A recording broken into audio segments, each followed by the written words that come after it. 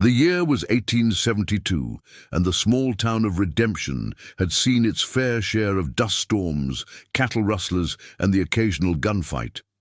But nothing could have prepared them for the arrival of the new mail-order bride.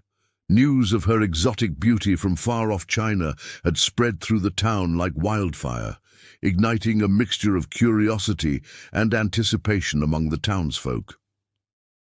On the day her train was scheduled to arrive, everyone turned up at the station, men, women, and children alike, all eager to catch a glimpse of this mysterious woman who was now part of their community. But when the train doors finally opened and the bride stepped out, a hush fell over the crowd.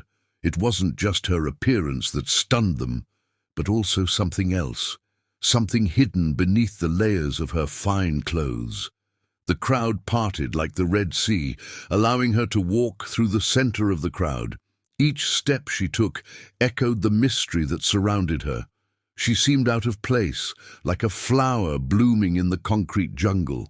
Her eyes were like pools of black ink, intense and deep, reflecting an inner strength that belied her delicate features. Her skin was the color of alabaster, untouched by the sun's harsh rays, and her lips, red as rubies, hinted at a fiery spirit beneath her composed demeanor. But it was her hair that truly captivated the onlookers.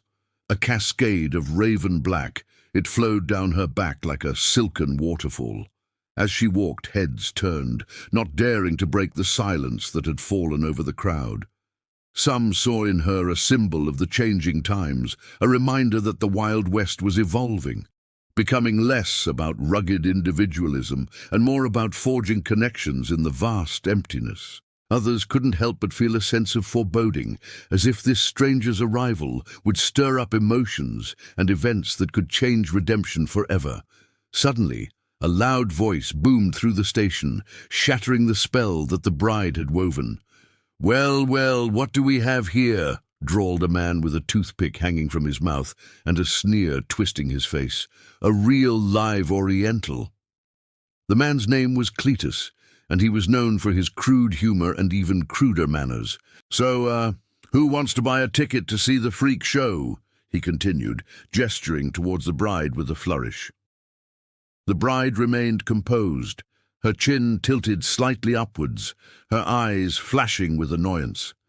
She had endured much worse than Cletus and his ilk. Nothing, however, could have prepared her for what came next. A low whistle echoed through the crowd. "Hold your tongue, Cletus," snapped a voice. Turning, the crowd saw none other than Sheriff Thompson striding towards them, his face grim.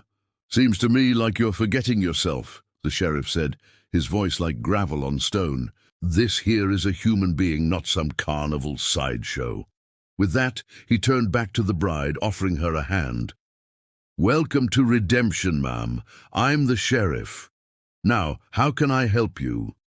His eyes, though weathered, held a kindness that belied the harshness of his words. In that moment, she knew she could trust him. Taking his hand, she replied, "Thank you, Sheriff. I'm here to see Caleb Holt. Is he here?" Before the sheriff could reply, a tall figure emerged from the crowd.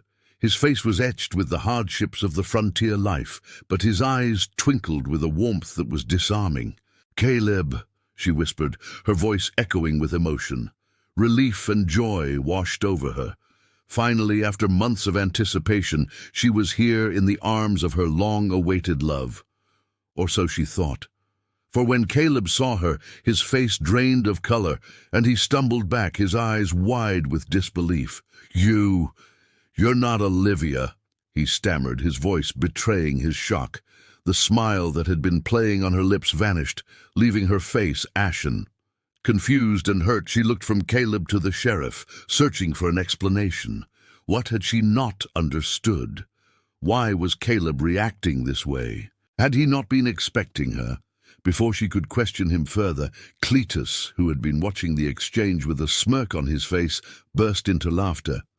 "Looks like our Oriental princess has brought her own Prince Charming," he jeered, clapping loudly. "What a pair of lovebirds!" As the crowd murmured, exchanging surprised glances, the bride's composure began to crack. Her hands trembled, her eyes filled with unshed tears. In that moment, she wanted to flee, to disappear from this place that had welcomed her with open arms, only to shatter her dreams with cruel words and mocking laughter. Seeing her distress, the sheriff stepped in, his voice booming over the crowd. "That's enough, Cletus," he said, his eyes flashing with anger. "Right now, you've gone too far." Cletus, taken aback by the sheriff's sudden outburst, opened his mouth to protest, but no words came out. He had never seen the normally mild-mannered sheriff so enraged. With a final warning look at Cletus, the sheriff turned back to the bride, his expression softening. "Ma'am, I'm sorry for how you've been treated," he said, his voice filled with sincerity. "These people don't understand, but you must know that I will protect you." His words offered her solace, a lifeline in the sea of her disappointment. At least someone here understood, she thought, feeling a renewed sense of strength. She straightened her shoulders, lifting her chin in a gesture of defiance. Looking at the crowd, she said, "Perhaps you are right. I am not Olivia, but I am here to stay. My name is Akiko, and I am not a helpless damsel in distress." A murmur ran through the crowd as they realized the depth of their mistake. They had judged her, ridiculed her, all because she looked different, all because she dared to be unique in their monochrome world. In that moment, Akiko knew she had won them over. As the days passed, redemption began to embrace Akiko. The townsfolk, initially wary, started to warm up to her. They discovered that despite her exotic looks, she was just a woman trying to find her place in a new land. Akiko, in turn, embraced the challenges of frontier life with a grace that surprised everyone. She learned to ride a horse, her lithe form fitting perfectly on the saddle. She helped out at the local school, sharing stories of her homeland that fascinated the children. She even assisted in the town's first aid kit, surprising everyone with her knowledge of herbs and remedies.